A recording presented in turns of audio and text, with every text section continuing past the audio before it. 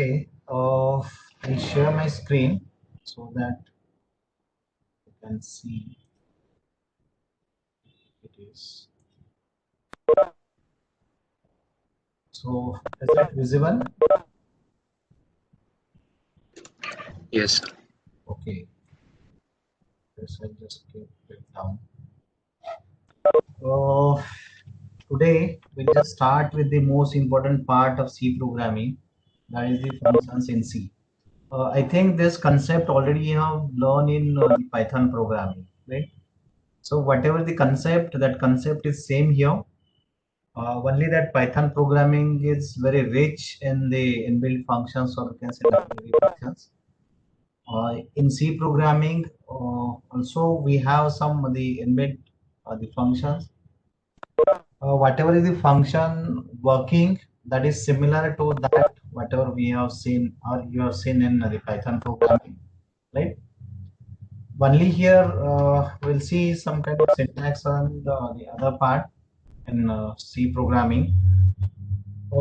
Second thing, I'll just take little bit fast because whatever the lectures we conducted in that only little portion I just completed because this was the beginning. That's why I just given there's some more time on this.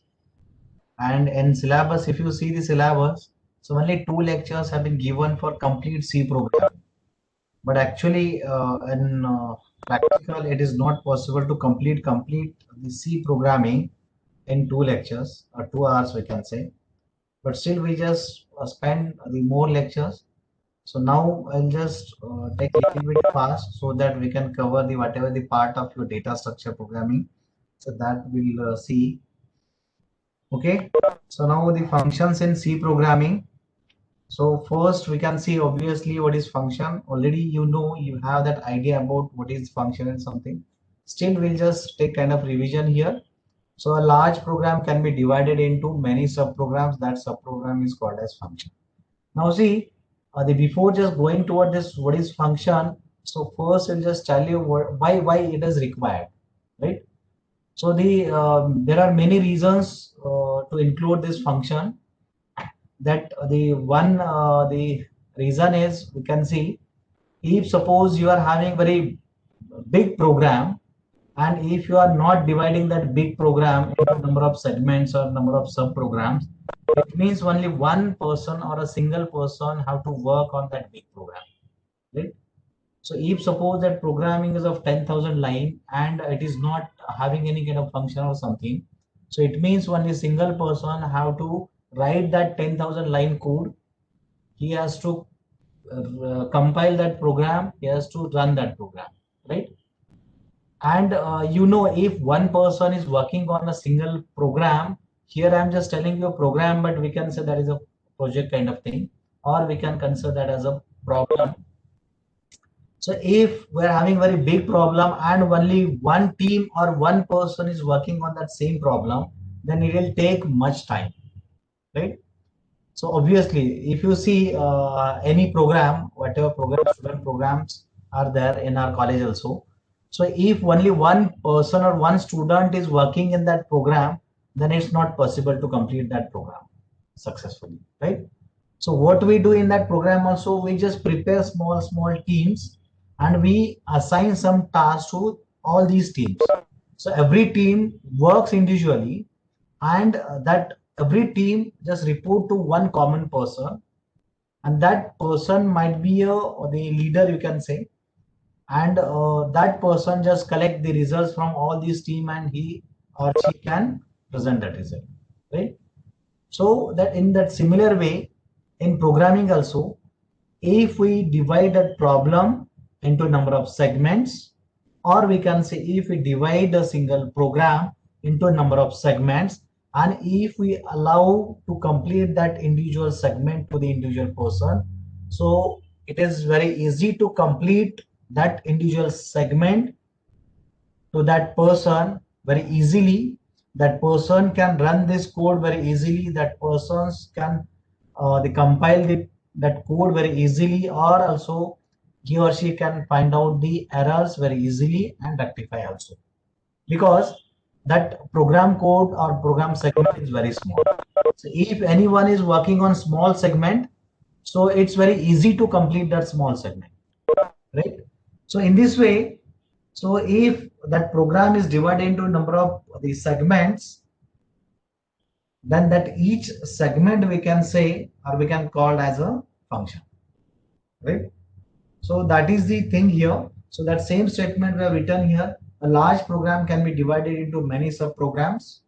That subprogram is called as a function, right? So whatever the concept I just told you, that same concept you can understand here. Now, basically a job of function is to do something, right? So obviously the each function or each segment is having some kind of job, right? And that will the complete that job independently. A subprogram is a self-contained block and have a well-defined purpose. That is the same, that whatever is the subprogram were just divided. So that is a self-contained block and that block will have some defined purpose, right? One example again, I'll just tell you here. Suppose you are the writing one program for the arithmetic operations. So one person can write the whole program of that arithmetic operations. Consider that four operations we are considering. So addition, multiplication, division, right, and subtraction. So one program is again okay to complete that arithmetic operations. This is one thing. Second thing is we can divide that arithmetic operations into two, three, or four, five parts. Like one part or one segment would be for the addition. Second part would be for the multiplication, division, and uh, likewise the subtraction, right? So we can complete these individual tasks and we can return that result to the particular whatever is the main person, or here we can call it as a main program, right? So that is the example of just subprogram is a self-contained block and have a well-defined purpose. It means one addition segment is having some purpose to add and to return the addition, whatever the result of that addition, to the main program. So it means it is having some kind of purpose. Again, C program contains at least one function which is a main. In C programming, the program starts with a main function, right? It means the C program contains at least one function and that one function is main function, right? So whatever the examples we have seen in that, we have written that either void main or int main, either we have written, right? Now see, this is this diagram represent the classification of the functions. So it is mainly divided into two parts. One is the user-defined functions, and second one is the library functions. The examples also I have just given here, that main is a user-defined function, right? Because whenever we just write that main program, so user need to write something into that main program. So this is a one example of user-defined function, but whenever we see the examples, then you will understand the user-defined functions, right? Some examples of the library functions are printf, scanf, power function, and ceiling function, right? So these are some examples of the library functions. So we'll see all these because these user-defined functions are mostly we are using in the data structure, and the library functions are also we are using for some other work, right? So that also we will see. So this is the ODIS function, right? Now we will see what are the advantages of the functions. Now here I just listed few advantages. The many advantages are also there. So it is much easier to write a structured program where a large program can be divided into smaller block or into smaller blocks, or we can say simpler tasks, right? So already I just told you.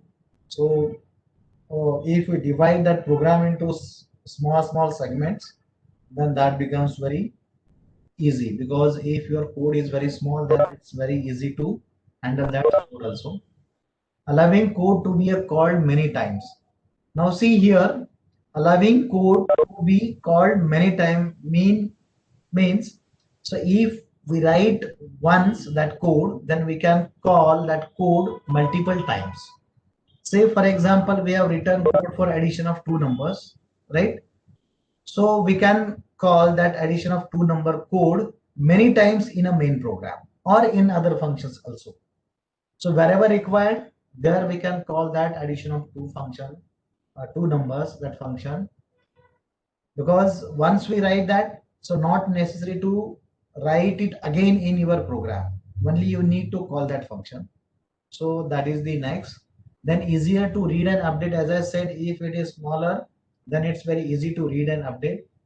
It is easy to debug and fix up the errors. Already I told you, if the program is small or that problem is smaller, that function is very small. In that case, it's very to debug and fix up the error. So these are the some advantages of the functions, right? Now let we see some steps to write the functions. So in C programming, we need to follow these three steps, right? First one is the declaration function, declaration of a function. This is the first step. You need to write this calling of a function. This is the second step you need to follow. And third is the defining a function or definition of a function, right? So these three steps you need to follow whenever you just write a function. I have just given one example here. See, first line, that is a header file, right? So actually that header file is for the inbuilt functions, whatever functions you are using. Like here we have used that printf function, that is the inbuilt function. So for that we need this header file, right? So this will work like a declaration. Whatever is our first step, this declaration of a function. So similar to that, this will work. Now see, in this program is divided into three parts here. So first portion is this one. So header file and one more line I have written here. This one, void hello. Right?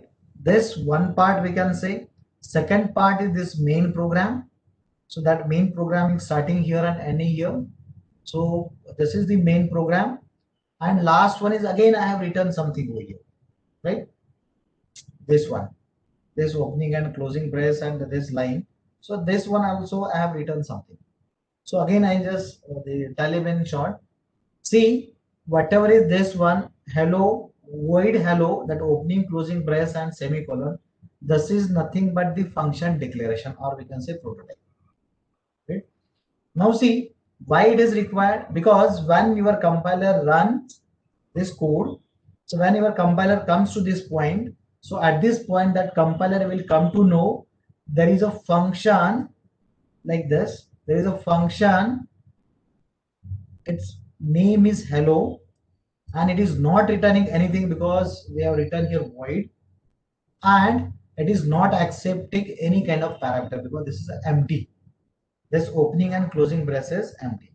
It means when compiler comes to this point, that compiler will come to know there is a function that might be used in this program. That function name is a hello.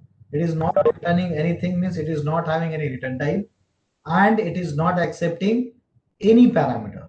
So only that will, this function will this statement will tells to the compiler, right?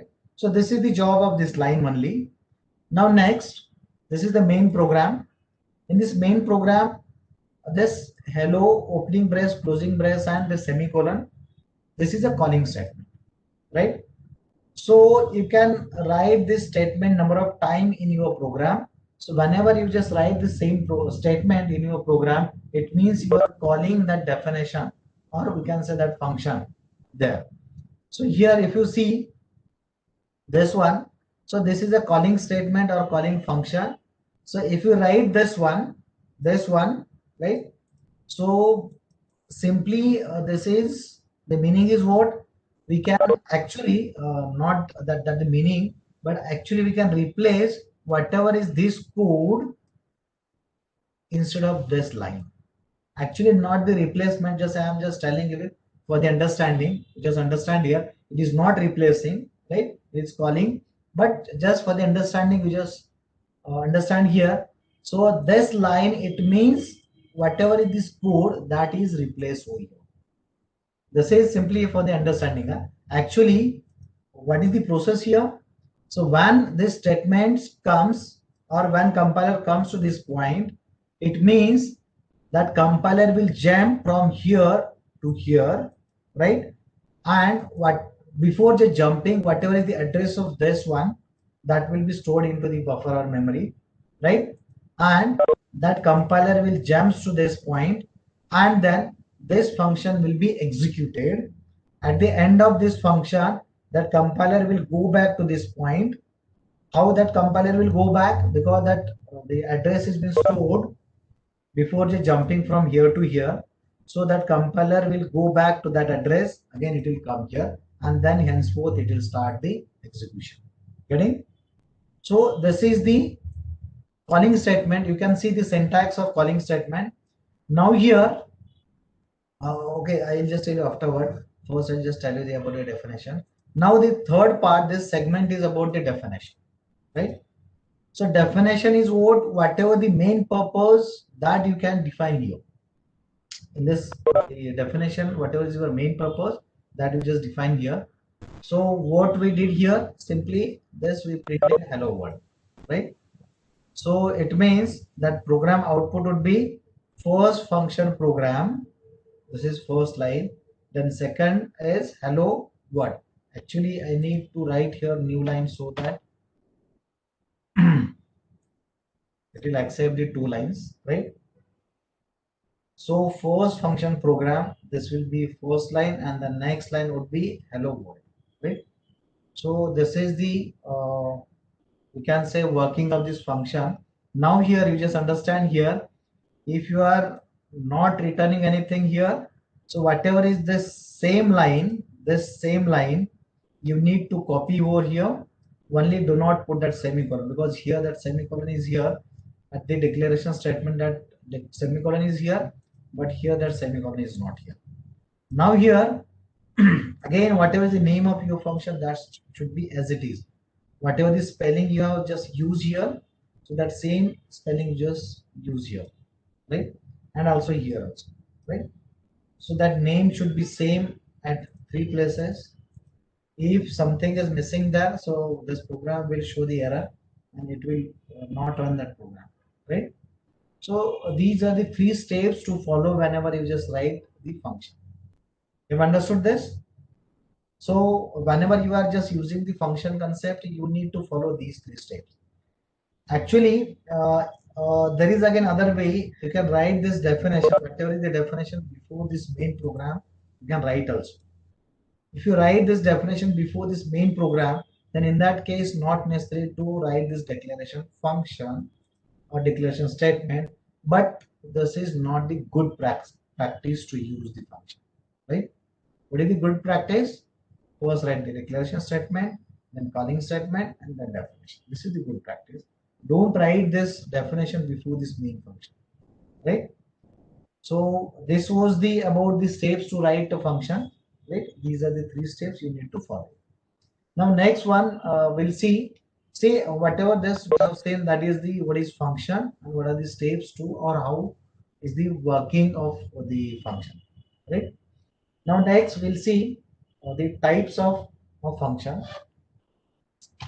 So once you understand these four types, then that function is complete, because these four types are most important.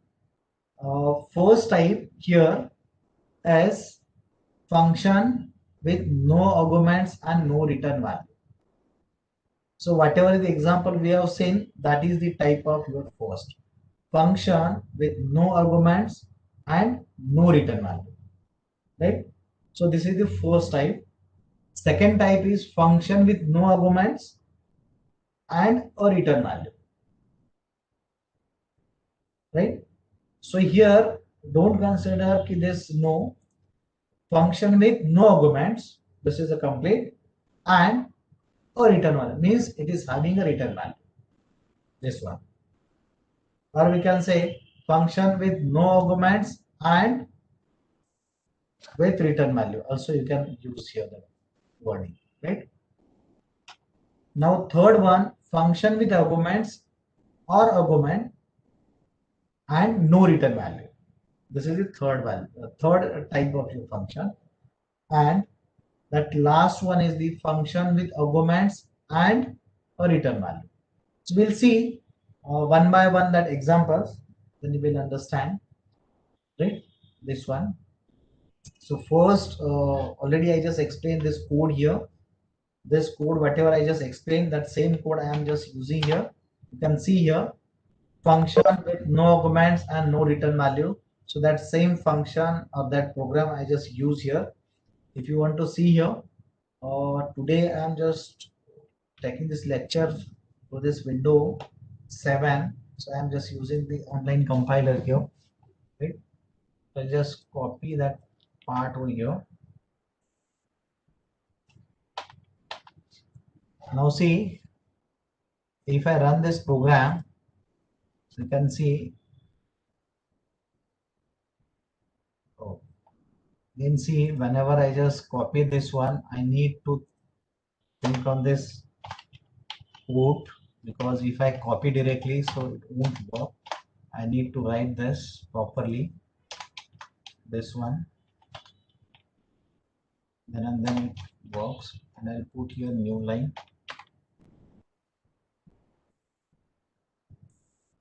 You can see here, say first function program and hello world, right? So as this code I just copied from that presentation, so that's why this double quote is giving some problem.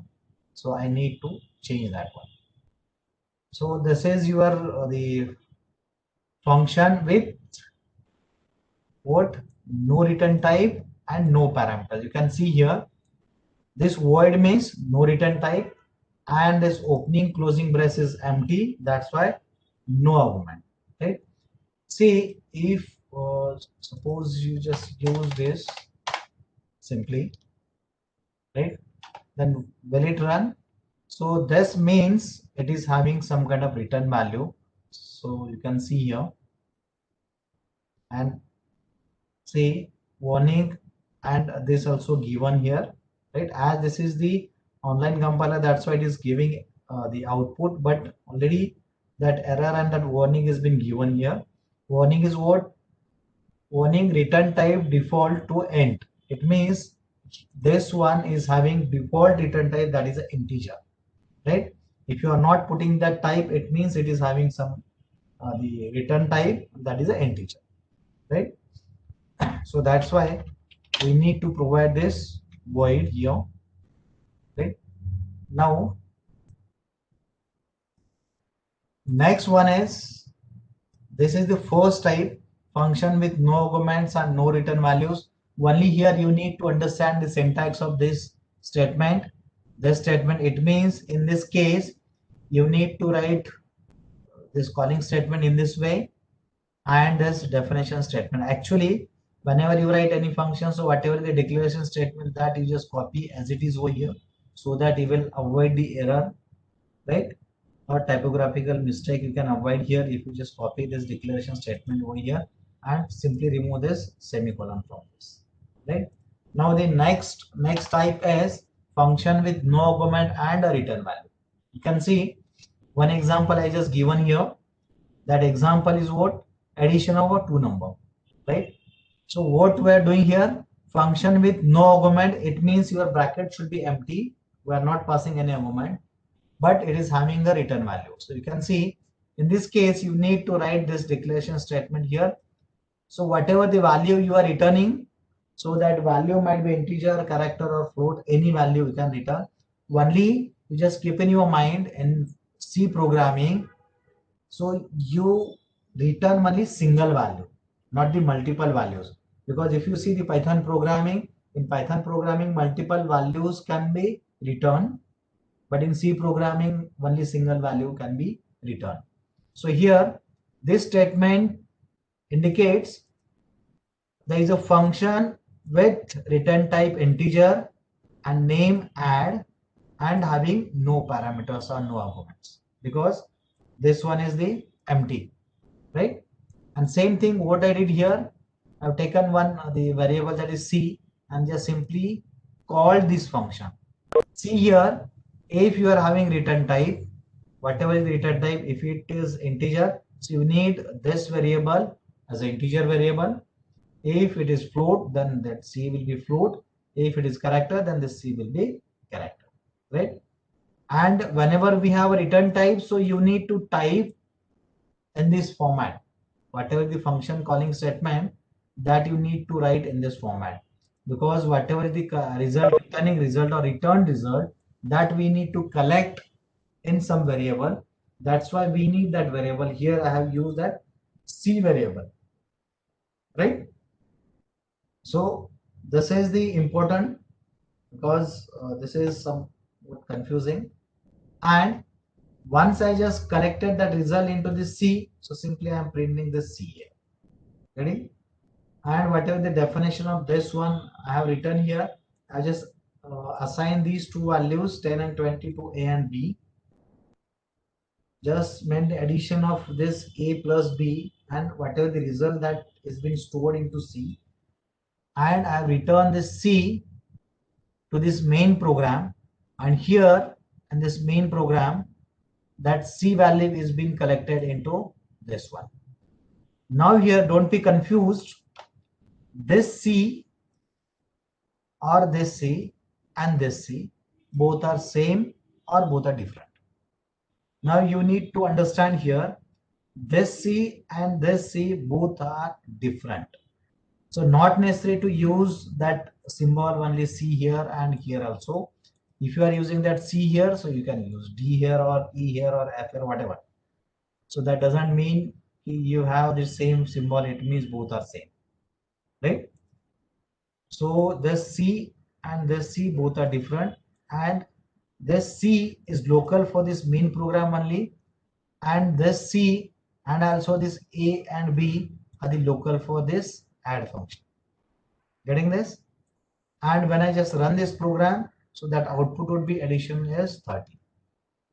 I just run this, I copy it and just go on that compiler. So we'll see this. Not spend much time, only I need to delete this double quote. This will provide an error. Okay. Now if I run this, so it will provide that result that addition equals to 30. Now see here, this is integer return type. So this C is integer and this also integer, because it is returning that value that is C, and that value type is integer. So what I'll do, I'll just change this result, right? Instead of C, I can write result, so that you will understand whether that C is same or different. Now see, this we have variable U that is C and this result. Now if I run it, so let me see whether that output is providing or it is giving some kind of error or something. So see, that output is correct.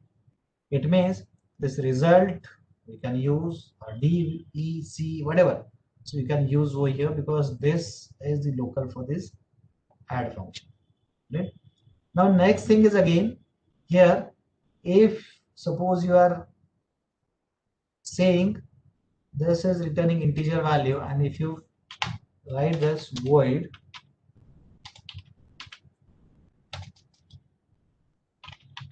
then again see, as this is a online compiler, it might produce the error, produce the result, but it will show that warning or error. So you can see here, so void add, because what it is saying, see, previous declaration of add was here, this one, warning return with a value in function add, this one. So whatever is this one, this result that it is returning, and that is integer, and you need to declare this one, right? So here if I say int and if I run it, so it will run perfectly, right? Addition is 30. So I think you might understood this function with arguments and a return value. So this is the one example, right? We can see any other example here, or whatever the program you are having, that you can divide that program into number of the segment also, right? So this is the second type. Now next one is the function with arguments and no return value. Now in previous one we had a return value but no arguments. Now here arguments are there but we are not returning any value. It means it don't have the return type. So this is the example here. If you see here, so now this parenthesis is not blank. It is having some parameters. And this I have written that is void. It means it is not returning any value, right? So that's why I have written here void, and this is the function name, that is a add, and these are the two parameters we have used. Now see, whenever you just write the declaration statement here, so I have written here int a comma int b. It means two parameters are there, and I have just written the names also, a and b. But see, this a and b is not mandatory here. It is optional. If you want to write the variable names, you can write there. Suppose you want simply int and int, because you don't know which variable name you might use in future. So in that case, you can provide this is blank int comma int. It means it is having two parameters with type integer. That is the meaning only. For the understanding one, you have just written here b and this a. Getting this? So this is the declaration statement. And here you can see this one is the calling statement here. As we don't have return value, so we have not assigned this function to any variable. If you are having the return value, then you need to assign this function to any variables. Like in this, you can see here, as it was having the return type, so that's why we had assigned this function to this C. Getting this? But here, as it is not having any return value, so that's why we have not assigned this function to anything. So simply we have written this function, and here we said int a comma int b. It means we need to pass two parameters here, so a comma b. And now see here, before just writing this parameter, whatever parameters you are writing into this opening and closing brace after this function name, so you need these value advance in your hand, because a and b, these two values you are passing. It means before this you need to accept either that a and b values from user, or you need to assign here. So I just assign this 10 and 20 to a and b respectively, or you can accept these values of a and b from the user also using scanf function. And once we have these two values in your hand, then and then you can pass these values to the function. So before passing that value, you need these values into your hand, then and then you can pass these values. Now here again, this is the definition. Here, this one is the definition. Now in this definition, as it is not having any return value, so it is written void, and then two int a comma int b. Again, I am saying here, not necessary to use this a and b similar to this a and b, because this a and b and this a and b both are different, right? So here these are the actual parameters and these are the formal parameters. So you need to understand, not necessary to use the same variable names in this the function definition and this declaration statement, right? So you can use here int x comma int y, and here also instead of the c you can use that z or something, as here we are not use any, we will not require this, right? And here c equals to a plus b, this one, right? And this is the result. Actually I just compiled this program in the Ubuntu, so that's why output is shown here. And if you want to see here in that editor, simply you can see, if I run this, so it will show that addition is, sorry, again that same thing, that opening and closing brace. Okay, and run it. So see, it will produce and result that is addition equals to 30.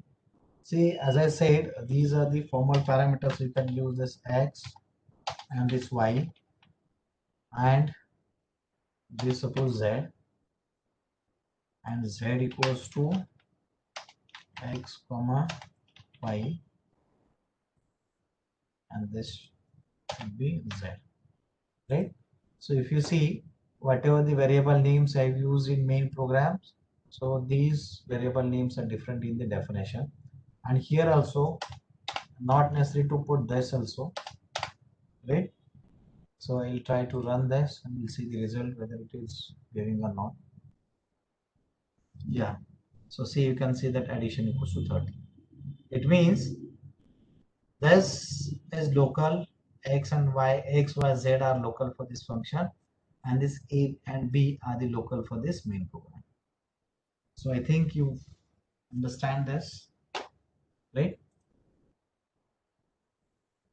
So this was the third type, function with arguments and no return value. Now last one would be it is having return value and also parameters. So that last one is function with arguments and a return value, right? So this is the last type, you can say here.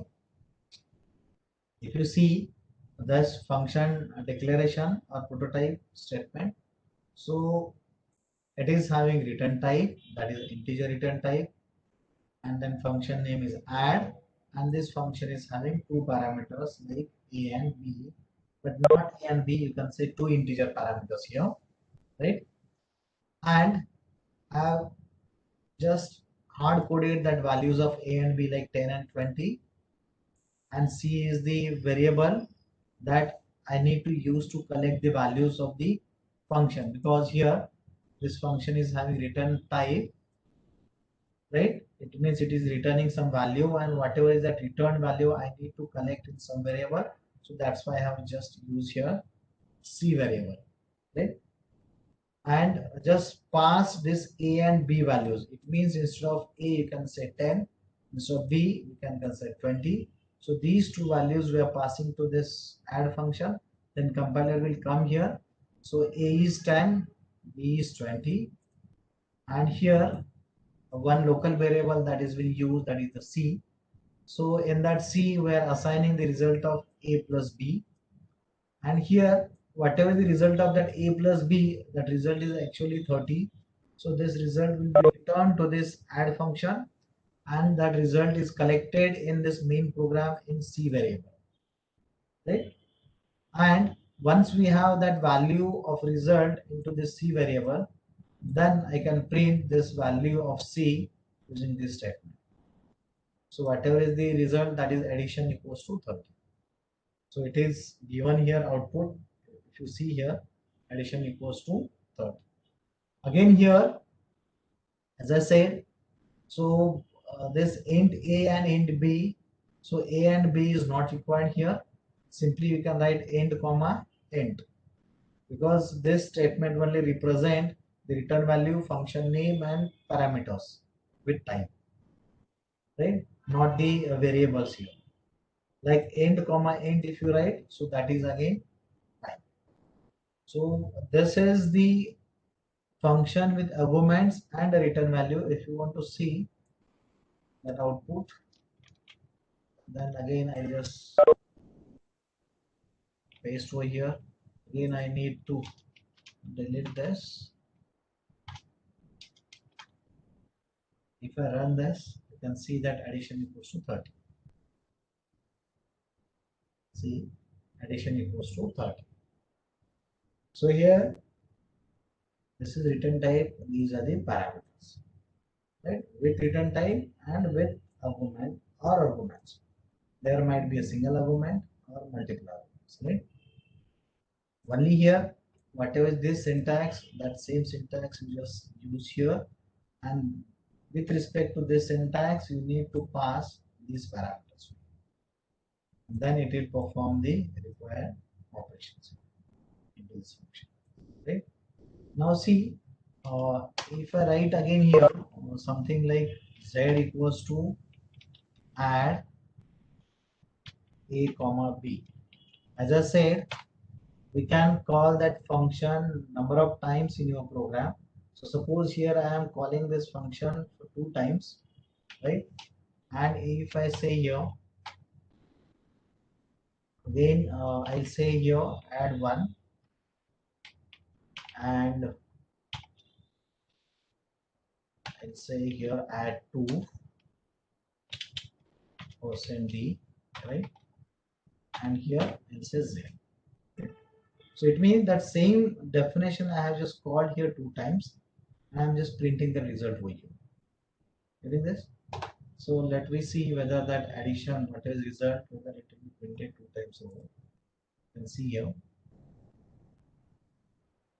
Oh, sorry, Z. I need to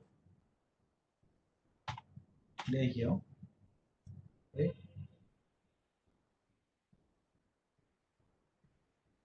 So see, addition 1 equals to 30. That output should be, and addition 2 equals to 30. That output. Or I can write here A equals to 4 and B equals to 5. Right? So let me see what I am doing here. First here I am passing that 10 and 20 to this function. That compiler will come to this point and will perform the addition. 10 and 20 is 30. And it will return that result to this, and that result will be stored in C, right? So it means in C that value is 30. Now what we are doing here, A equals to 4 and B equals to 5. We have changed the values of 10 and 20 with this 4 and 5 respectively. And now again I am just passing this 4 and 5 to this function. Again this will come to here and we'll make the addition, and that addition like 9, that will be returned, and that will be stored, that 9 into Z. And when I just run this, so that output will be addition 1 is 30 and addition 2 will be 9, right? So let me see what output would be. You can see here addition 1 equals to 30 and addition 2 equals to 9. I think you might clear this. So here, instead of writing that same code of addition 2 times here, you can see, so we have written that code only single time. You can see here, and we just simply call this code 2 times in main program. So it means it is avoiding that repetition of code here. Because sometimes we need to call that same code 10 times, 20 times, 100 times in your project or program. And if you are writing that code 10 times or 100 times in your program, that same code, it means that is a kind of donkey work, right? But what is this smart work?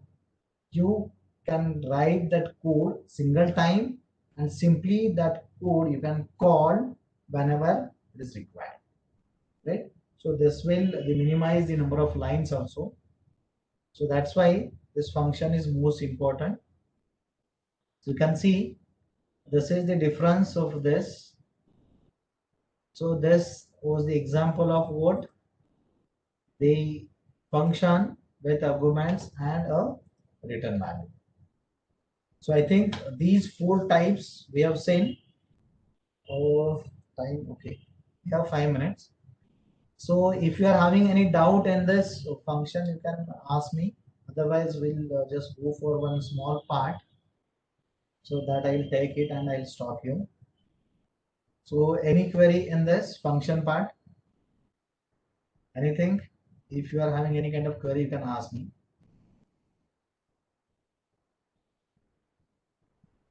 Okay. At the end, again, I'll just give you 2-3 minutes or 5 minutes for the queries.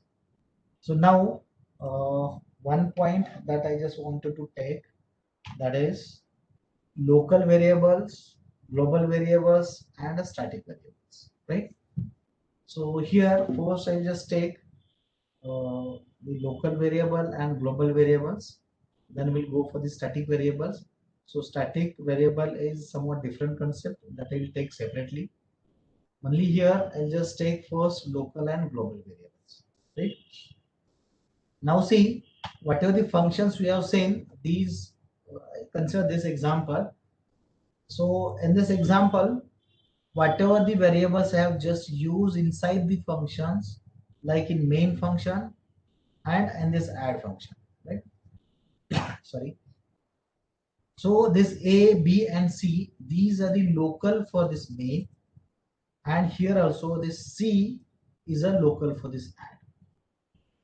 So what is the meaning of this? Local means whatever is the scope of this A, B, and C, that is limited to this main program only, right?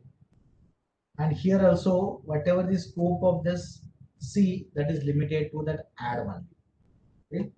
So we have seen this example here also. If you see here, uh, okay, the same, you can change these values and you can see like X, Y, and this is Z.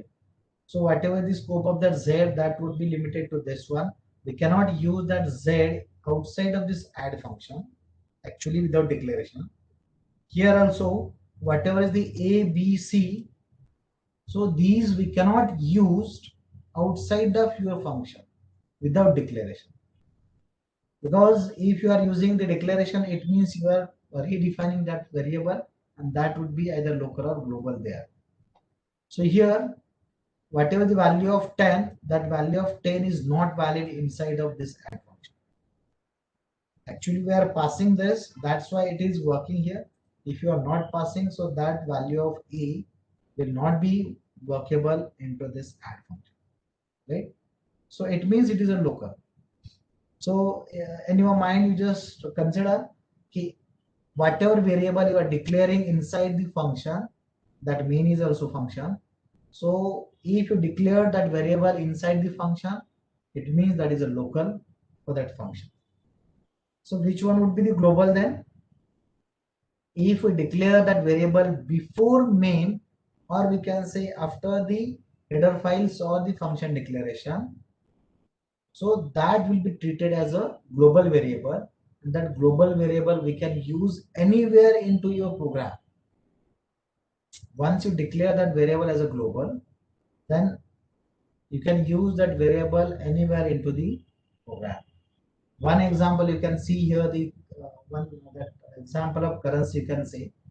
So whatever is the Indian rupees, that currency, so that is valid only in India, right? So it means that is a local currency. That Indian rupees is not valid in other countries. But if you see that dollars, so these are valid in all countries, almost in all countries. So we can say that is a global currency, and whatever is our currency, that is a local currency, right? So that same concept is here, right? So I just written 2 3 points. The first point about the local variable is variable that are declared inside a function or a block are called as local variable. Already I just told you, if you write or declare any variable inside the function, so that scope of that variable is in that function one. They can be used only by statements that are inside the function or block of a code, right? So they can be used only inside of that function only because we declare that variable there, define that variable there. That's why that variable we can use inside of that block or that function one, right? And that last one is local variables are not known to the function outside there. It means whatever the local variable that is not the acceptable outside of your main function or your whatever function you are used for the definition of that variable, outside of that it is not workable, but that is not known, we can say, right? Now about the global variables are defined outside of function, usually on the top of a program. As I said, just immediate after your header file or declaration of your program, you can write the or you can define the global variable. Global variables hold their values throughout the lifetime of your program, and they can be accessed inside any of the function defined for that program. As I said, once we declare that variable as a global, then we can use that variable in any function in that program. Whatever is your program, in that program, whatever number of functions you are using in that functions, you can use that global variable, right? And last one is a global variable can be accessed by any function. That same that meaning is, so by any function can be accessed, right? So that global variables. So one example I'll just tell you here. You can see simple example I have just given here. So what I did, I have written only one main program, and this A, B, C, these are the variables declared inside of this main. Now see, inside of this main, that A, B, C declare, it means whatever the scope of that A, B, and C, that is only inside of this main function. So this is the declaration, and whatever the initialization that I have written here, and we just printed this. You can see here. So whatever is the result that is given here in the output. So all these A, B, C are the local variables. Now we'll see the global variables. You can see here global variable, the two examples I just taken here. See here int g, this g is a global variable, right? And where we have written that global variable before this main or at the top of this program, but after this the header file, right? And whatever value we assign for this, so that value will be acceptable in any function. If suppose 10 functions are there in your program, so in all 10 functions the value of g will be accessible, right? Now here a and b, only two variables I just use here. These are the local variables. Now a, b, and g, right? So what I'm doing here in this g, I'm assigning that a plus b, it means 10 plus 20 is 30 into this g. So that g, whatever is the g here, so that will be updated with the value 30. And now here it has been printed, right? Now second example you can see here. Here we, in this main function, we have assigned this addition of a and b into this g. But what I did here, initially I just assigned that value 20, right, to this g, and inside of this that value is assigned with 10. Now see, this g is global. One minute, I just compile and just show you so that you will understand this one. This one, it is correct still. Okay, so now see, I'll show you that output here. See, this g equals to 20 and this g equals to 10. Now what I am doing here, whatever the g that I am just printing here, so whatever is the updated value, that is been printed over here, right? So this g equals to 20, that is the global variable, and here this is a local variable, but that name is same, so it has been coded. Now if you see here,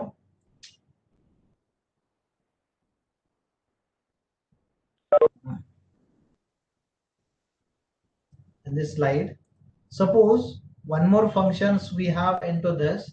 In that, suppose you are using this, that g variable, so whatever is the updated value of that g, that will be considered into that next function. Getting this? So here keep in your mind, whatever the scope of the local variable, that is limited to that function in which it is defined, and whatever the scope of the global variable, that is the throughout your program, right? So you can use directly that global variable anywhere into your program, right? So it means that is a global variable. So I think you might understood that local variable and global variable. So if you are having any doubt into this, you can ask me, right? In the function, start from the function till local and global. So last variable that I just take, that is a static variable, but that I'll take in next section. So any doubt if you are having, you can ask me. I'll just first stop my screen to share.